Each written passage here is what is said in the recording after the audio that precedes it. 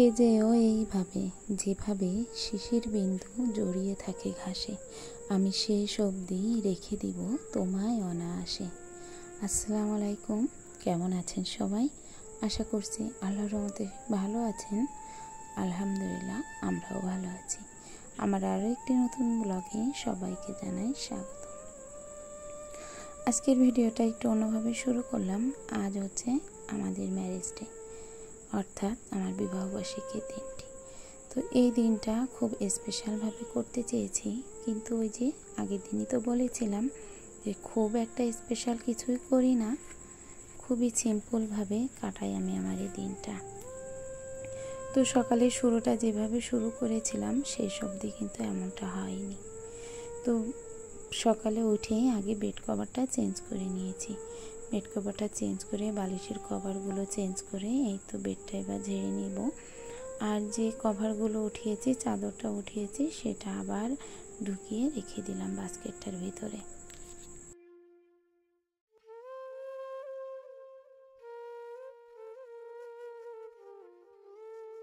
শুধুমাত্র বিয়ে হলেই কিন্তু পূর্ণতা হয় না, খুব যত্ন করে আগলে রাখা এবং একসাথে থাকার মানেই হচ্ছে পূর্ণতা। তো এই তো আমার এই 18 বছর পূর্ণ হলো, এবার 19 বছরে পা দিলাম। তো এই যে এতটা বছর কাটিয়ে ফেলেছি। খুব ছোট্টবেলায় দুজন সংসার শুরু করেছিলাম, অনেক ছোটবেলায়। আপনারা যারা আমার নতুন ভিডিও দেখছেন তারা হয়তো জানবেন না। তো আমার বিয়ে হয়েছিল খুবই অল্প বয়সে, যখন আমার 12 বছর পড়তেও 3 মাস বাদ ছিল। তো সেই মুহূর্তেই আমার বিয়েটা হয়েছিল, আর আমার হাজবেন্ডের বয়সও খুবই কম ছিল। উনি হয়তো কতই বা হতে পারে, 17-18 বছরের হবে। তো এই যে ছোট ছোট দুটো মানুষ একসাথে যে জীবনটা শুরু করেছিলাম, সেটার আজ 18টা বছর কাটিয়ে দিয়েছি একই ছাদের নিচে। দুঃখ, কষ্ট, হাসি সব কিছুই একে অন্যকে ভাগাভাগি করে নিয়েছি। তো এর ভিতরে হয়তো হয়েছে অনেক মনোমিলনের একটা মান অভিমান, আবার হয়েছে একদম পরিপূর্ণভাবে দুজনের মিলন। তো সব কিছু মিলিয়ে আলহামদুলিল্লাহ আমি এই 18টা বছর কাটিয়ে দিলাম। আল্লাহর কাছে লাখ লাখ শুকরিয়া আদায় করছি যে আল্লাহ আমাকে যেভাবে এতটা বছর কাটিয়ে দিয়েছি এই সংসারের জন্য, আল্লাহ যেন আমি যতদিন না পর্যন্ত আমার আসল বাড়ির পালকিতে না উঠি, ততদিন পর্যন্ত যেন এই সংসারেই থেকে যেতে পারি। সুখে হোক দুঃখে হোক, যেভাবেই হোক না কেন, নিজেরটা যেন এভাবেই গুছিয়ে নিতে পারি।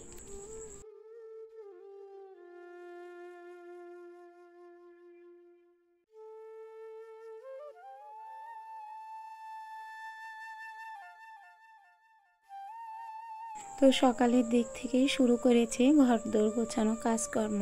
আর ঘরদোর প্রত্যেকটা দিনই পরিষ্কার করা হয় আমার। আজ আমার হাজব্যান্ড বাজার করে নিয়ে আসবে একটু, আসলে মাসের বাজারটা তো ঢুকবে, তো সেই কারণে মাসিক বাজারটাই করে নিয়ে আসবে। আর আলাদা করে যে আমাকে কোনো কিছু দেওয়া অথবা আলাদা একটা আয়োজন, সেটা আমরা কখনোই করি না। ইসলামিক শরিয়াত অনুযায়ী যতটুকু দরকার ঠিক ততটুকুই আমরা করি, আর হয়তোবা সেটুকুও করি না।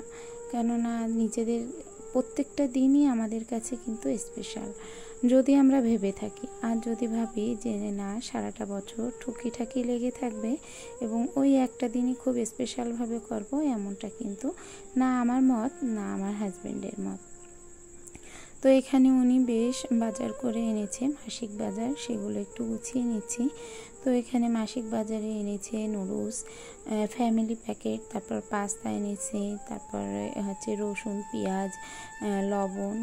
তো এগুলো সব কিছুই একটু করে গুছিয়ে নিচ্ছিলাম। আর এই যে আমার সব থেকে বাড়ির যে সদস্য দুইটা আছে, সারাদিন দুষ্টামি করে, তো তারা বাজারগুলো আজকে ভাগ করতে বসেছে, কে কোনটা দেখাবে, কে কোনটা ভিডিওতে নিয়ে আসবে। তো এই তো এভাবেই চলে যাচ্ছে আমার সংসার। তো এভাবে হচ্ছে কেটে যাচ্ছে আমার দিনগুলো। তো এই যে বড় নুডলসটার সাথে এক বালতিটা ফ্রি দিয়েছে। তো বালতিটা দেখে আমার না এত পছন্দ হয়েছে, আমি বলছি বেশ ভালো হয়েছে বালতিটা, আমার খুবই উপকারে আসবে। তো এখানে এই নতুন শ্যাম্পুগুলো নিয়ে আসছে।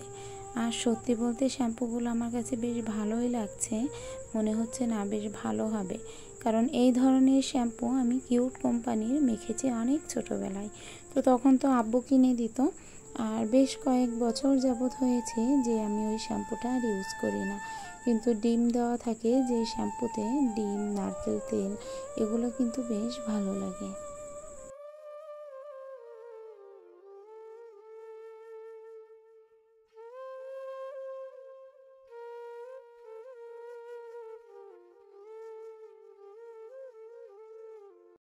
আর এনেছে হ্যান্ড ওয়াশ।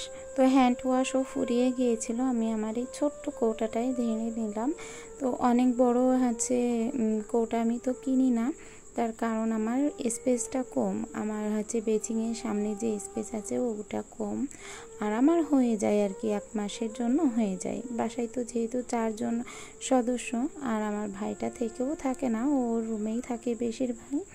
মাঝে সাঝে আসে আমার রুমে, ওই তো খাওয়া দাওয়া করে যখন তখন একটু আসে, তাছাড়া সবসময় পড়াশোনা নিয়েই ব্যস্ততা থাকে। তো আমার অবস্থা দেখুন, এখানে অনেকটা পরিমাণে হ্যান্ড ওয়াশ থেকে গিয়েছিল। তো ওটা আবার খুন্তি দিয়ে ভালো করে চেপে চেপে আমি বেরো করে নিচ্ছি। আসলে সংসারে সাশ্রয়ী বলতে তো একটা জিনিস আছেই, এগুলো আবার কিপটামি বলবেন না আপনারা। আমি বরাবরই এমন, কোনো কিছু খুব সহজে ফেলতে চাই না, আর কোনো কিছু খুব সহজে নষ্ট করতে চাই না। মানে নিজে ইচ্ছা করে যে নষ্ট করব তেমনটা কিন্তু হয় না। তো এইদিকে একটু ছাদে উঠে এসেছি, ওইগুলো একটু নিচে গুছিয়ে রেখে ছাদে আসলাম। যে এখানে দেখলাম বেশ চড়া রোদ উঠেছে, তো ভাবলাম যে শুকনো চালগুলো নিয়ে এসেছে সেগুলো একটু রোদে দেওয়া যাক। এগুলো যদি রোদে দেওয়া হয় তাহলে বেশ মচমচে হবে। আর গ্রাইন্ডার যে মেশিনটা কিনেছিলাম আমি, সেটাতে বেশ গুঁড়ো করেও নিতে পারবো। তো এই তো এগুলো সুন্দর করে রোদে দিয়ে দিচ্ছি। দেওয়ার পর নিচে চলে যাই। তো আজ অনেক কাজ রয়েছে, তো এই দিকে করছি আবার নিচে করছি, আজ একটু ধকলই বেশি যাচ্ছে।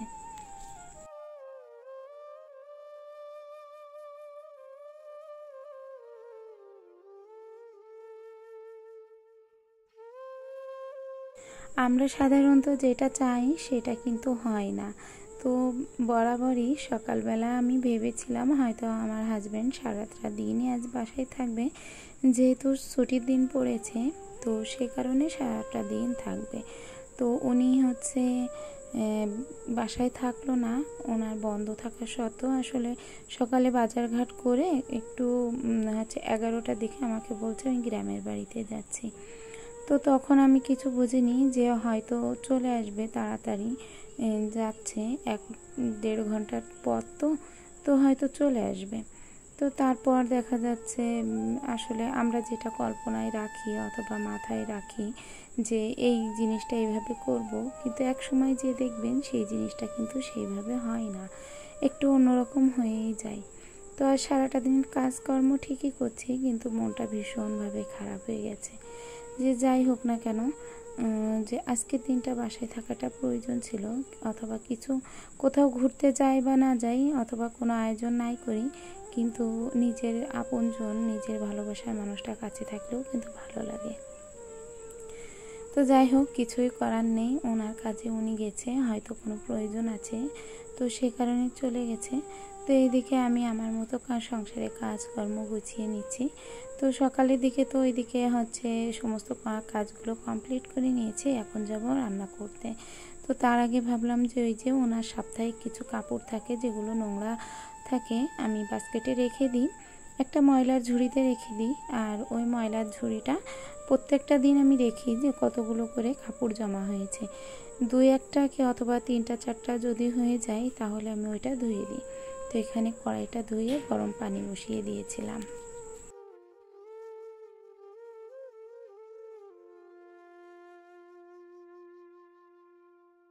আজকের এই দিনটাতে আমার আব্বু আম্মুকে খুবই মিস করি আমি, কেননা এই দিনটাতে শুধুমাত্র আমার আব্বু আম্মুই আমার পাশে ছিল, অন্য কোনো রিলেটিভ আমার পাশে ছিল না। আর সেই মুহূর্ত যে আমার যখন বিয়েটা হয়েছিল তখন শুধুমাত্র আমার আব্বু আম্মুই রাজি ছিল, আমার পরিবারের অন্য কোনো সদস্যই রাজি ছিল না অত অল্প বয়সেই বিয়েটা দেওয়ার জন্য। তো তো আজকের দিনটাতে খুবই মানে এতটা পরিমাণে আমার আব্বু আম্মুর কথা মনে পড়ছে যে নিজেকে আর কি আর ধরে রাখতে পারছি না। শুধু মনে হচ্ছে তাদেরকে যদি একটু কাছে পেতাম। আসলে প্রত্যেকটা মেয়েদেরই ইচ্ছা হয় না যে বাবা মায়ের কাছে একটা হচ্ছে শান্তির জায়গা যেটা থাকে, সেটা একটা গরিব মেয়ে হলেও কিন্তু সেটা তার বাবা মায়ের বাড়িটা শান্তির জায়গায় থাকে।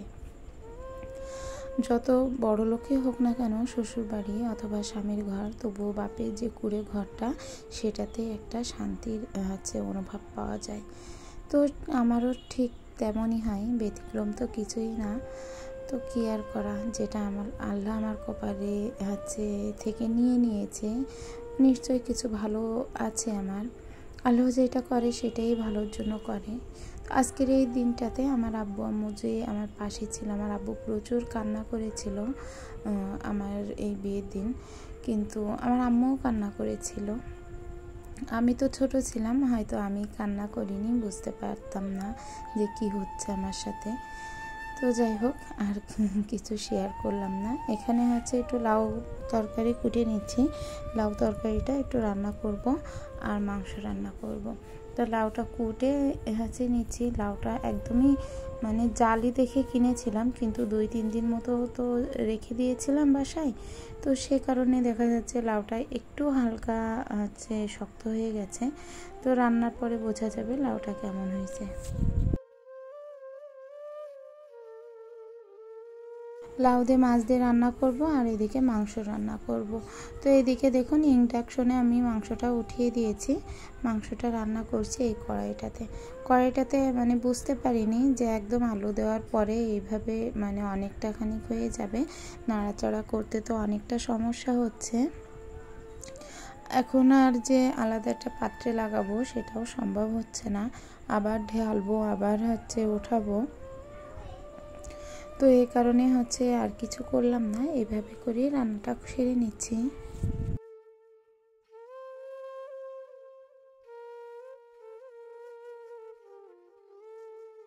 এইদিকে দেখুন রান্না করতে করতে কারেন্টটা চলে গেল।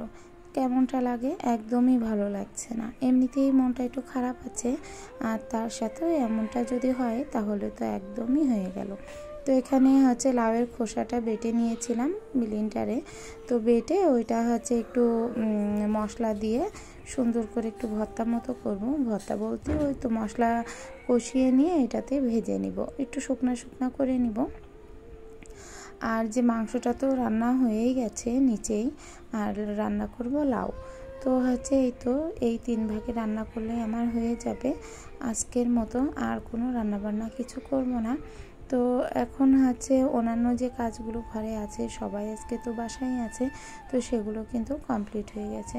আর লাউটাতে না অন্যদিন আমি হচ্ছে শুধু লবণ দিয়ে হচ্ছে ওটা রান্না করি, একদম লাস্ট পর্যায়ে যে হলুদটা দিই। তো আজ হঠাৎ করে লবণ হলুদটা দিয়ে দিয়েছি, এ কারণে লাউটা সিদ্ধও হতে লেট হচ্ছে। পানিটাও যে খুব একটা বেরিয়েছে সেটা নয়, হালকা পরিমাণে দিয়েছিলাম আর কিছুটা পরিমাণে পানি ছেড়েছিল। তো সব মিলে একটু কষিয়ে নেব। আর লাউ তরকারি কিন্তু বেশি জাল দিলে টক হয়ে যায়, খেতে তেমন একটা ভালো লাগে না।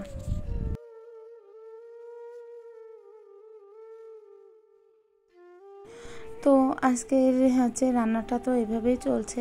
খুব বেশি একটা ভিডিও করতে পারছি না, করলে হয়তো বড় হয়ে যাবে। তো আজকের দিনটাতে আমার হাজব্যান্ড আমাকে কি দিল না সেগুলো আর কি ডিটেলস দেখাবো। আর এই যে এই মাসে অনেকগুলো জিনিস কিনেছি, সবগুলোই কিন্তু ওনারই দেওয়া। ওনার হাতে যখন টাকা থাকে তখন আমি চাইলেই উনি দিয়ে দেয়। আর এমনটাই হয় যে আসলে উনি ব্যক্তিটা কেমন, আমার হাজব্যান্ড হচ্ছে আমি যদি কিছু চাই যে আমার এটা প্রয়োজন, সেটা হয়তো দেয়, না করে না, কিন্তু উনি নিজে বুঝে অথবা কোনো কিছু হাতে করে আনাটা বোঝে না যে এই জিনিসটা নিয়ে গেলেও খুশি হবে কি, এই জিনিসটা নিয়ে গেলে ওর এটা পছন্দ, এইরকম কোনো অপশান নেই। যেটা আমি চাবো সেটাই এনে দিবে, আর বাদ বাকি উনি কিছু বুঝে ওঠে না।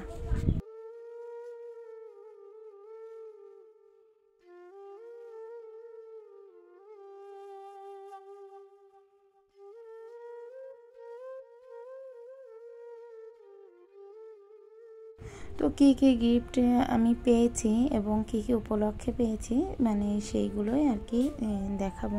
তো আজকের ভিডিওটাতে যদি দেখাতে যাই তাহলে দেখা যাচ্ছে অনেকটা বড় হয়ে যাবে, তো আজকে আর দেখালাম না, কালকে এই ভিডিওতে দেখিয়ে দেবো। তো দুপুরের পরে উনি বাসায় আসছিল 4টার দিকে। তো উনি আসার পরে খাবার দাবার গুছিয়ে দিলাম, তারপরে ওনাকে খেতে দিলাম। আসলে আজকে একটু বৃষ্টিও হয়েছিল আমাদের এখানে, তো বৃষ্টির কারণে ওনার আসতে একটু লেট হয়েছিল। আমাকে বলছিল, আমি 2টার দিকে আসার জন্য গিয়েছিলাম যে আমি যাচ্ছি এখন, দুপুরের আগে আগে ফিরে আসব, কিন্তু হয়ে ওঠেনি, দুপুরের আগে ফিরতে পারিনি। তো মনটা একটু যেহেতু খারাপ ছিল আমার, যে সারাটা দিনই তো উনি বাইরেই থেকে গেল, তো কী আর করা। ওই যে একটা কথাই বললাম, সবাই তো সব জিনিসটা বোঝে না। আর হচ্ছে হাজারটা ঝামেলাও যদি করতে যাই তো কি হবে, ঝামেলাটা করেও কোনো সমস্যার কিন্তু সমাধান হয় না। তো আমিও সেটা চুপচাপই মেনে নিয়েছি। আর উনি যে গিয়েছে, ওনার কাজে গিয়েছে, এই তো আমি রান্না বান্না করে খাওয়া দাওয়া করে বসেছিলাম, তারপর উনি আসলো। আসার পর ওনাকে খেতে দিলাম। তারপর সন্ধ্যার সময় একটু পাস্তা করলাম, যেহেতু পাস্তা কিনে এনেছে। আর এদিকে পাস্তাটা তৈরি করে বাচ্চা কাচ্চা সবাইকে খেতে দিলাম, আমার হাজব্যান্ডকে খেতে দিলাম। উনি আমার জন্য হাতে করে কিছু জিনিস নিয়ে আসলো, এই 18 বছর পরে প্রথম। তো জিনিসটা দেখলাম, দেখার পরও ওই যে হাজারটা মন খারাপ ছিল, তো অনেকটা মন খারাপ ছিল। সেই কারণে আমার কাছে মনে হয় যে কোনো কিছু উপহার পাওয়ার থেকে যে উনি যদি পাশে থাকতো আজকে এবং একসাথে থাকতাম, সেটাই হয়তো বেটার ছিল। তো যাই হোক, আজকের ভিডিওটা এখানেই শেষ করছি। আল্লাহ হাফেজ।